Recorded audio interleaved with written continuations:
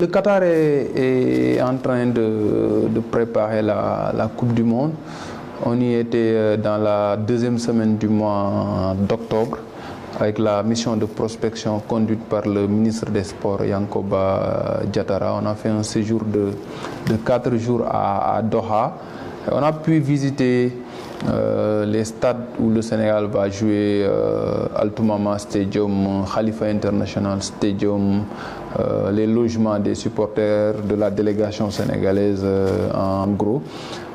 J'avoue que le pays est prêt à 90-95%. Tout n'est pas prêt à 100% parce que dans certains stades, il y a des travaux encore à faire, soit sur la pelouse, soit sur les tribunes, soit dans les vestiaires, même sur les sites d'hébergement des différentes équipes nationales, il y a encore du travail à faire. Mais on nous avait rassuré que dans un mois, parce que quand on y était, il restait encore un mois et quelques jours pour la Coupe du Monde. Je pense que ce pays-là va organiser une très belle Coupe du Monde, malgré les campagnes de sabotage qui viennent de l'Occident, comme d'habitude. Ça a été le cas lorsque l'Afrique du Sud devait organiser en 2010, le Brésil en 2014, la Russie en 2018 et maintenant le Qatar en 2022. Moi, je pense que les Occidentaux ont tendance à faire ces campagnes de sabotage quand ils n'organisent pas la Coupe du Monde. Parfois, ils pensent qu'il n'y a que qui peuvent organiser une belle Coupe du Monde, alors que ce n'est pas le cas.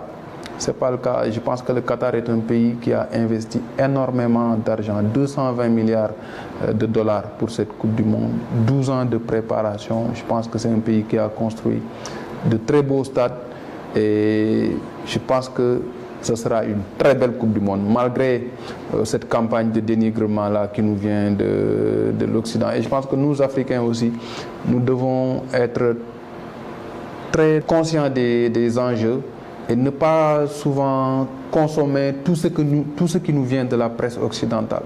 Dans nos pays, parfois, c'est